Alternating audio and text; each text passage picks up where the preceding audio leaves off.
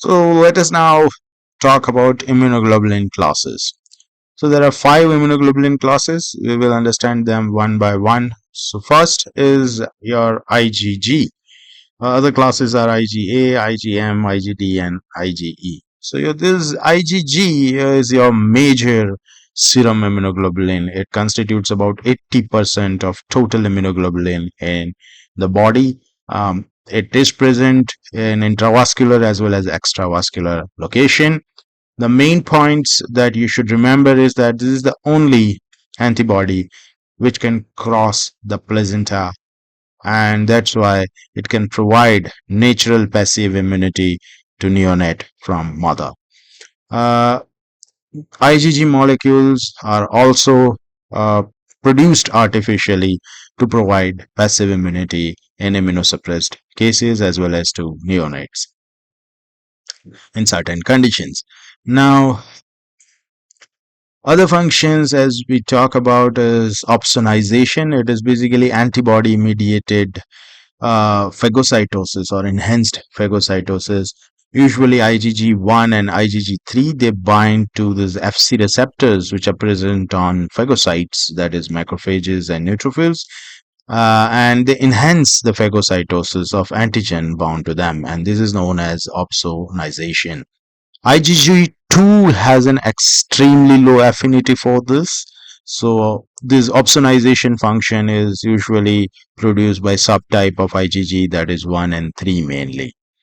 Other functions, it can fix the complement, but it is not effective like IgM because it can only bind to one complement uh, at a time, and while IgM is a pentameric molecule, as we will see in the next slide, so it can bind to 5 complement molecules. So that in that way, complement fixation is better in IgM compared to IgG. Uh, IgG 3 cannot mediate coagglutination. That is basically one bacteria known as Staphylococcus aureus. It has a protein on its surface known as protein A. This protein A captures the Fc portion of all IgG antibodies except IgG3, and that's why it causes clumping of those bacteria whenever treated. So that coagglutination is not mediated by IgG3. It is a late stage antibody, so it is produced later in the immune response, but it remains for a very long period of time. So whenever you have infection, the earlier antibody or the first antibody that you get is usually IgM type, but later on IgG starts to get produced and its level gradually increases, and it remains usually for a long period of time, sometimes up to the life of that individual. It also neutralizes and toxins and viruses. It also plays its role in various precipitation reactions. Um, the crossing of placenta, the poorest ability is with IgG2. So these exceptions that you should remember, that IgG2 cannot cross placenta. Similarly, IgG4 does not fix complement. IgG3 cannot mediate coagglutination. The half-life of this antibody is 23 days only. So that's all about immunoglobulin G, and it is a monomeric molecule, Y shape. It has 4 subtypes: IgG1, IgG2, IgG3, and IgG4. They are more or less similar molecules with little differences as shown here. Um, so let's move to the next one, that is IgA. And IgA is the second most abundant class next to IgG, approximately 10 to 13% of total serum immunoglobulin. And the beauty is that it exists in two forms. One is like monomeric form like IgG, and another, as shown here, is in dimeric form. So there are two monomers like molecule which are joined together by a piece of another chain known as joining chain or J chain. It also has an additional structure known as S piece or secretory piece, which allow this antibody to get secreted into body fluids. Um, so the monomeric form, which is like IgG, it is known as serum IgA. It is predominantly found in serum, and it interacts with Fc receptors on various immune effector cells. It plays a role in antibody dependent cell mediated cytotoxicity as well as degranulation of some immune cells. But the main molecule is the dimeric IgA, also known as secretory IgA, where two IgA are joined by J chain. And this is the common antibody or predominant antibody that you see in various body secretions, especially the milk, saliva, tears, intestinal, and respiratory mucosal secretion. Um, the secretory component that is there to protect this immunoglobulin from various digestive enzyme, and because this uh, antibody is present in secretion, it protects us against organisms and foreign molecules, and does not allow them to adhere to mucosa. So in one way, it provides a local or mucosal immunity. So it is a local immunity molecule. Its half-life is 6 to 8 days.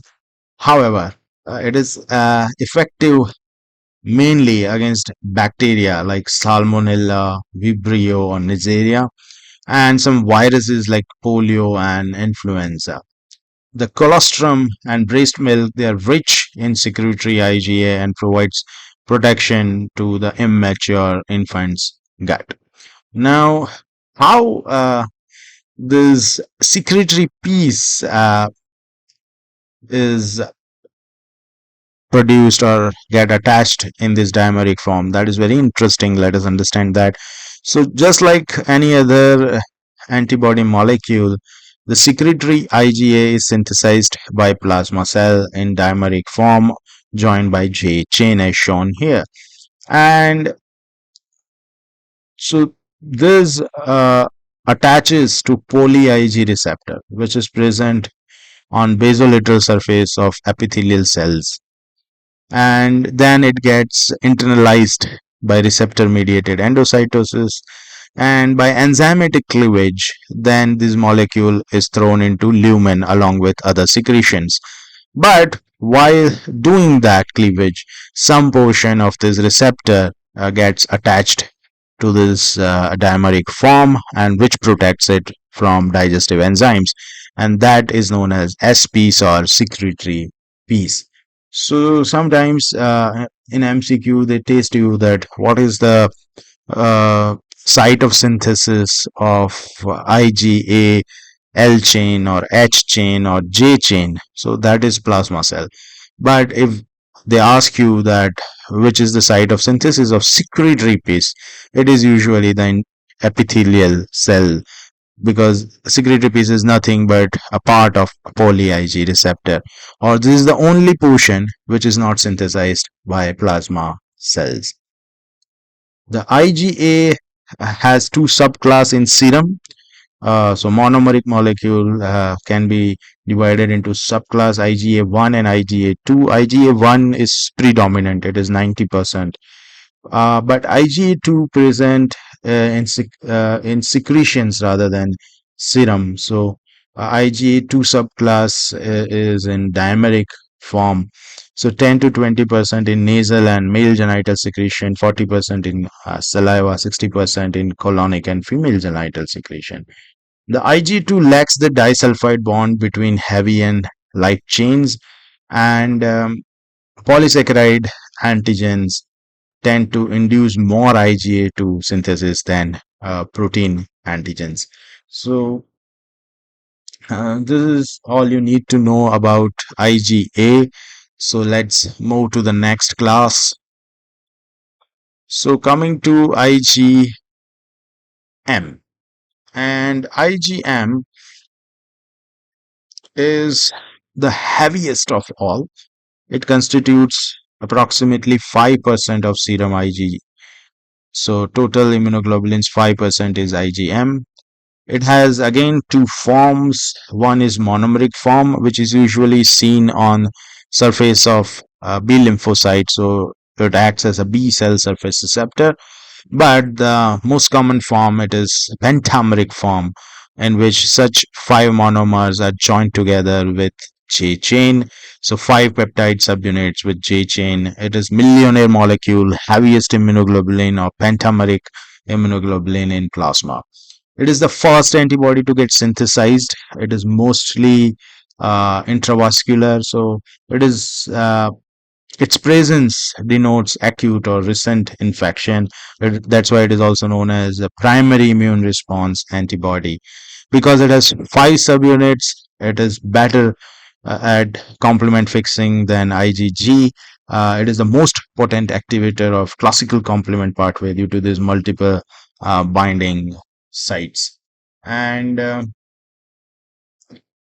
it is also performing the opsonization, bacteria agglutination, lysis, and hemolysis more effective than IgG. It does everything better than IgG except for one thing, that is neutralization of virus and toxins.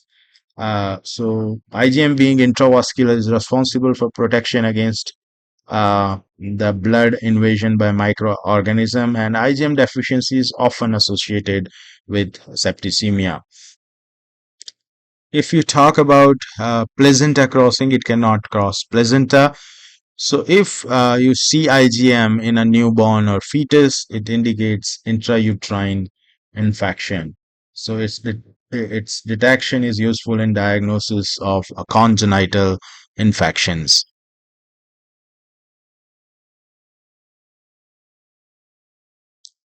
Its half-life is 5 days. It is a short-lived antibody.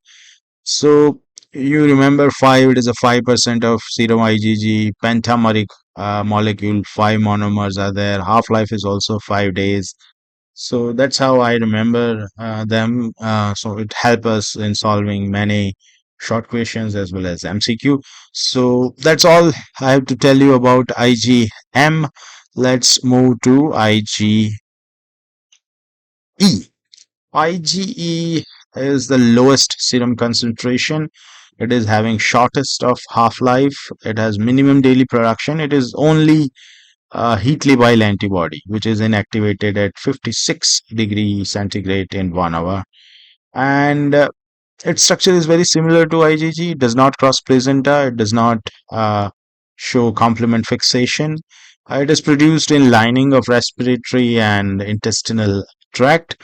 It is mainly having role in type 1 hypersensitivity or anaphylaxis. We will discuss this in detail when we will talk about this, but you have to understand that whenever any allergen comes first time in contact with B cell, convert them into plasma cell, and then you have this IgE response against them. And when second time the same allergen comes, these Ig molecules which are settled earlier on the mast cells will degranulate the mast cells, releasing histamine and other inflammatory mediators, causing various biological functions, which results in type 1 hypersensitivity or anaphylaxis, which could be fatal if not treated quickly. It is only antibody which is effective against parasitic infections, especially helminths. It coats the surface of eosinophils. It also releases mediators on surface of helminths by a process known as ADCC, that is antibody mediated cellular cytotoxicity. It has affinity for surface of tissue cells, mainly mast cells, as we have earlier seen in type 1. And this is known as homocytotropism. It has affinity of its own cells in the same species, and it is mainly extravascular in distribution. coming to the last class, that is IgD. Structure is similar to IgG. It is a monomeric molecule but does not cross placenta, no complement fixation. It sits on B cell surface just like IgM. So along with IgM, it is a part of B cell receptor. It has highest carbohydrate content among all immunoglobulin. We do not know much about this immunoglobulin so far, and that's it for all the immunoglobulin classes that I have to tell you. In next sessions, we will learn more things about antibodies and their functions. So stay tuned, subscribe to the channel, join our memberships for exclusive videos. Thank you very much.